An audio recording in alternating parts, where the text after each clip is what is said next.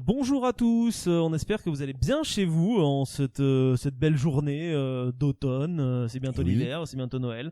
Et pour cette journée d'automne, on va vous parler avec Raph d'un film qui s'appelle Black Adam. Black Adam, exactement. C'est un film qui a été... et là, je me rends compte que je ne suis pas du tout sur la bonne fiche Wikipédia. Je suis sur la fiche du personnage Black Adam. Bah oui. Alors que non, voilà, là, c'est un film américain qui a été réalisé par Jaume Collet-Serra en 2022. Attends, mais il est pas français? Ah non, il est espagnol. Putain, c'est lui qui a fait... Ok, d'accord, bah, ça n'a rien à voir. Donc du coup, c'est un film avec Dwayne Johnson, produit par Dwayne Johnson, avec un scénario de Dwayne Johnson. Non, voilà, il a été très très impliqué dans le film apparemment depuis 2007. Mais dedans, il y a aussi Pierce Brosnan et d'autres gens qu'on connaît pas vraiment, donc on peut les citer. Hein. Il y a Aldis Hodge et Noah Centineo. Mais voilà. En gros, l'histoire, c'est que près de 5000 ans après avoir été doté de pouvoirs tout puissants des dieux égyptiens, Teth Adam est libéré de sa tombe terrestre. Son ancien royaume, Kandak, est désormais contrôlé par les mercenaires de l'Intergang, qui vont tout faire pour pouvoir récupérer des ressources locales et imposent une dictature aux habitants. Teth Adam fait la connaissance d'Adriana Thomas et de son jeune fils qui le considère comme un super-héros. Mais ça n'est pas l'avis de la Justice Society, menée par Hawkman qui voit en lui une menace. Alors du coup, sera-t-il un héros ou un vilain? Ta-ta-ta. Et alors, est-ce que t'as aimé Black Adam? Bah écoute, j'ai passé un bon moment. Oui, moi aussi. Après, en soi, je suis pas un grand aficionados du monde des super-héros de manière générale, et encore moins de l'univers d'ici que je connais beaucoup moins que Marvel, très peu. Ouais.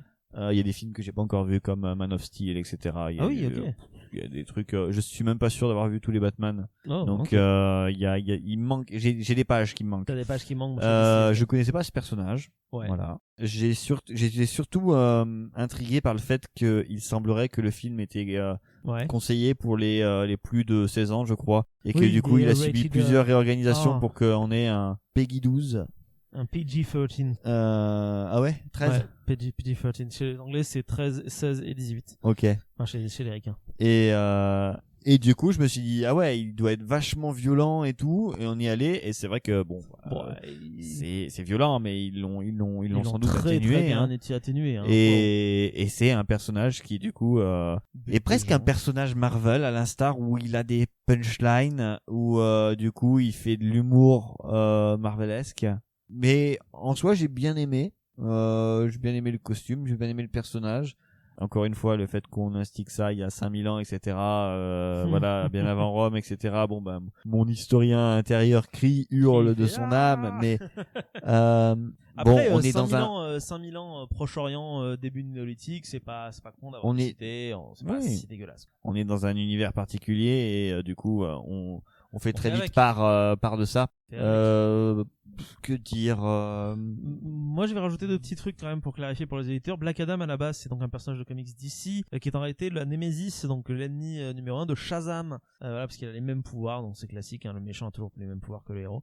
Et en fait, à la base, The Rock voulait jouer absolument Black Adam parce que c'est son personnage préféré, je crois, de super-héros.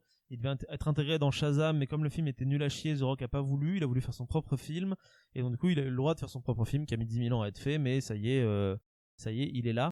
Et moi, j'ai passé un bon moment. C'est marrant, c'est bien foutu, la réalisation est chouette. Mais par contre, on va directement tout y aller à fond. Hein, c'est un nanar, quoi. Ça n'a pas été aussi un grand nanar qu'un des derniers qu'on allait voir et que j'ai trouvé que c'était vraiment très nanaresque. Je me rappelle plus lequel. c'est de dire en fait à quel point c'était pour moi. Tu l'as oublié du coup parce que là honnêtement, moi j'ai trouvé très cool, les combats ils sont très chouettes. Il y a un côté un peu Terminator 2 avec ce gamin qui essaye d'éduquer. Ouais voilà, c'est une part de scénario qui est assez classique dans l'univers. Très classique, il pète tout, tu te marres bien quoi. T'as des remarques de vrais bonhommes avec le personnage du faucon ou du condor, hein, je sais plus, qui à chaque fois il s'envoie des nions en disant c'est moi qui ai la plus grosse bite, et là il se tabasse la gueule après, voilà. Quand tu fais tu rigoles, et puis vraiment le film bascule dans le nanardesque à la moitié où là ça devient n'importe quoi, mais on en parlera dans la partie spoil. Mais en soi le film est cool, et il y a quand même une intention qui est assez intéressante, c'est-à-dire que on va le dire, la plupart du film se passe dans la cité de Kandar, qui est une cité qui est aux mains de l'Intergang, donc le nom est nul à chier, hein, mais on fait avec, où tu vas avoir justement Black Adam qui débarque, qui va foutre le bordel, et la Justice Society qui vient pour rétablir l'ordre, mais rétablir l'ordre dans une dictature finalement, d'une certaine manière. Et il y a un sous-texte, alors après peut-être que je vais le chercher, hein, parce que c'est moi qui est tort, mais il y a un sous-texte très intéressant, de se dire c'est un pays du Proche-Orient, du Moyen-Orient, avec une dictature en place. Des gens se soulèvent dans la dictature et les États-Unis viennent sur place pour rétablir l'ordre originel et si possible récupérer des ressources importantes qui sont présentes quand même sur place depuis le début. Donc il y a quand même un petit sous-texte un peu guerre en Irak ou guerre en Afghanistan qui est intéressant 5 secondes mais qui est pas du tout le sujet central, alors que ça aurait pu être le sujet central, hein, mais voilà, je m'égare peut-être un petit peu à ce niveau-là, mais voilà. Non, après j'ai bien aimé quand même aussi dans l'ensemble, j'ai passé un bon moment, mais c'est vrai qu'après quand t'as la patte de The Rock, bon bah tu sais que tu vas voir un film avec The Rock, ce qui veut dire que derrière ça va être un film qui va te divertir. Oui, c'est ça, mais ce n'est pas un film auquel tu vas chercher à réfléchir plus que ça. Non, tout à fait. Donc tout à fait. du coup en soi non, film sympa, de temps en temps un film de super-héros, c'est assez cool. Oui, et puis là il est bien fait, il est marrant. Si vous avez l'occasion de voir Black Adam, mettez votre cerveau, mettez-le à côté 5 secondes et regardez-le. Voilà, c'est marrant. Tu vois, à l'instar de Thor à peu près. Tu vois, pour moi c'était ça. Ah ouais, parce que moi Thor, le dernier Thor, il est vraiment très nul. Hein. Moi j'ai trouvé que en termes de presque de nanar, c'est ça en fait entre les deux quoi. Ouais, alors c'est vrai qu'on a, mais c'est vrai que c'est critiqué Thor, mais c'est fait plus sur Thor 4, je crois. Si je crois. Si. Ah ouais, il me semble. Mais je crois que on regardera. Mais en fait c'est Thor, c'est un nanar qui se prend pas pour un nanar.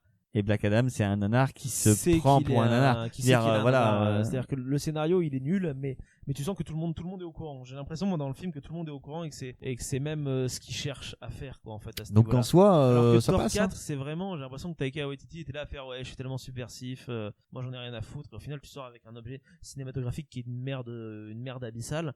Oui, on a fait une critique sur Thor 4, je crois. Donc bref, allez voir la critique qu'on a fait sur Thor 4, vous verrez que de mon point de vue c'est du caca lyophilisé qu'on te fait boire, alors que Black Adam c'est j'ai vu une critique du joueur du grenier il y a pas longtemps et il a raison. Black Adam c'est le snack que tu fais parce que t'as faim et que t'es au régime, en fait, dans le sens où t'en as pas besoin, mais ça te fait plaisir, tu l'as mangé et après tu culpabilises un peu d'avoir aimé et de l'avoir vu parce que c'était pas bien. Et c'est exactement ça, en fait, c'est vraiment tu bouffes un truc nul à chier. Après, et là, tu fais, c'est cool. Au niveau des effets spéciaux, c'est ils très étaient bien. quand même pas mal. Hein. Visuellement, il est bien. Les scènes de combat sont hyper qualitatives. Ouais. Les acteurs sont pas aux fraises. Bon, The Rock, il sait pas jouer, mais c'est pour ça qu'on l'aime bien. Donc ici, il y a juste le gamin qui est insupportable. Au bout d'un moment, il m'a sorti parler trop de merde. Mais les personnages qui sont pas non plus secondaires mais tertiaires, celui que j'ai plus aimé, c'est presque l'oncle. Ouais, c'est l'oncle, c'est un l'oncle rigolo et qui est rigolo et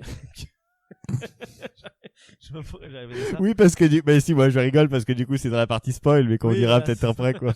C'est cool. Mais on peut spoiler au final. Hein. Allons-y. Alors, spoilons.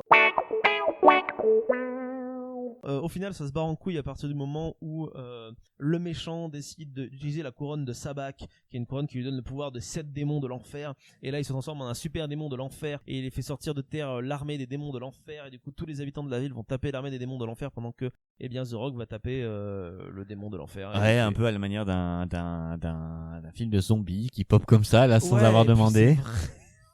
Tu fais mais what, je crois que j'ai ri. Je pense que c'était quand les squelettes sont sortis de terre tout le monde. et qu'il y a quelqu'un qui a dit c'est quoi ça et que t'as un personnage qui répond avec le sérieux le plus possible, c'est l'armée des enfers de Sabak. J'étais là fait non nul. Mais en fait c'est pareil niveau scénario, en fait c'est toujours la même chose. Alors le méchant en fait qui est un des membres de l'équipe scientifique de l'héroïne, la femme héroïne qui va du coup libérer Black Adam. C'est vrai que c'est long. Et du coup c'est le dernier descendant du roi de Kandar qui a été tué par The Rock 5000 ans avant. Et qui c'est nul, mais c'est nul. Il y a beaucoup de moments où on s'est dit mais on a rigolé parce que du coup c'est vrai qu'il y a des très beaux gros clichés quoi et en fait indirectement je sais pas si c'est voulu mais tu passes un bon moment et derrière on passe un bon moment en fait. Du coup c'est vrai que c'est paradoxal mais ça fait partie du fait qu'on passe un bon moment. Par contre ils l'ont réellement buté et ça c'était intéressant, c'est-à-dire que en fait à la fin tu t'aperçois que le mec c'est de la merde et puis ensuite il revit à travers le pacte. Oui c'est ça en fait, oui tout à fait. En fait le principe du méchant c'est qu'il il doit se tuer pour aller en enfer et être réveillé par les démons de l'enfer et revenir sur le plan terrestre. Ouais. Et c'est pour ça Non, qu'il est... Après c'est le coup classique dans tous les films de super-héros, t'as toujours ce troisième acte où t'as une armée en CGI, il y a un méchant en CGI qu'il faut tuer. Il y a des personnages qui servent uniquement au côté drôle. Oui, voilà. bah genre Karim, hein, le coup Karim, le gamin Noah aussi. Centineo aussi. Ouais. Voilà. Ah oui, c'est le mec qui joue à Tom Smasher, c'est ça? Ouais. Ouais. J'ai beaucoup aimé par contre le rôle de Pierce Brosnan. Ouais, puis Pierce Brosnan est très très dommage bon. parce qu'il meurt du coup dedans, mais c'est un peu le Doctor Strange de DC, de ce que j'ai pu comprendre, qui joue Dr Fate, qui est une espèce de magicien chelou. Son costume est cool. Son costume est cool, son casque est cool, le personnage est cool. La Justice Society était chouette, honnêtement. Ouais. Même Hawkman et l'homme faucon. Mais surtout, en fait, à la fin, on s'aperçoit que du coup, quand tout revient dans l'ordre et que du coup Black Adam arrive à se défaire du roi des démons, il se trouve dans la ruine où précédemment, 5000 ans auparavant, il avait tué, il avait tué le roi. Ouais. le roi. Du coup, même chose, bis repetita, mais au lieu de s'asseoir sur le trône qui, du coup, lui est intact, décide de le détruire pour dire il n'y aura pas de roi, ouais, c'est juste très un symbolique, protecteur. c'est pas de roi, pas de protecteur. Et puisque tu parles de ruines, ça fait pas partie des spoils, mais je trouve que la cité de Kandar est très bien réalisée parce que c'est vraiment ce côté très archéologie présent dans la ville. Je veux juste en parler parce que c'est très joli. En même temps, et à la fois la ville envahissante de partout. C'est ça, ouais, tout à fait. La ville se est structure cool. sur les ruines de l'ancienne. Même ville, les scènes dans la ville sont très bien. C'est très très très très sympa. Et de toute façon, on va vite. Et puis il y a la scène post-générique avec Superman. Oui. Voilà. C'est-à-dire qu'il y a Henry Cavill dans le rôle de Superman qui est de retour après 6 ans, je crois, d'absence au cinéma. Et apparemment, c'est The Rock qui a insisté pour le faire revenir et après des mois et des mois à débattre, un PDG de la Warner viré et hop, c'est bon, Henry Cavill est revenu dans le game. Et apparemment, c'est le début d'une nouvelle ère chez DC. Donc, à voir ce que ça va donner. Est-ce que ça sera des films aussi fun que celui-là? Je sais pas. Mais en tout cas, je pense que dans les cartons, s'il y a Superman qui débarque, c'est qu'il y a un Black Adam versus Superman qui est prévu. Donc, oui. À voir ce que ça donnera, à l'écran. Mais voilà. Deux mecs qui vont se battre avec un costume bleu et rouge avec un S et un costume noir et or avec un S. Avec un S, c'est ça, tout à fait. Ça va se castagner sévère, on a hâte de voir qui va gagner, sûrement The Rock. Bon, ce que je te propose, c'est qu'on parle d'un autre film de super-héros. Tu es prêt? Oui, bien sûr. Allez, c'est parti. On vous dit à très vite, les auditeurs et auditrices.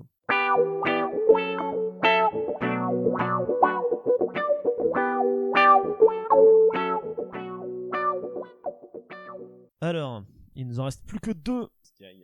Black Panther Wakanda Forever et Tales of the Jedi, puisqu'on l'a fini aujourd'hui. Ah oui, c'est vrai.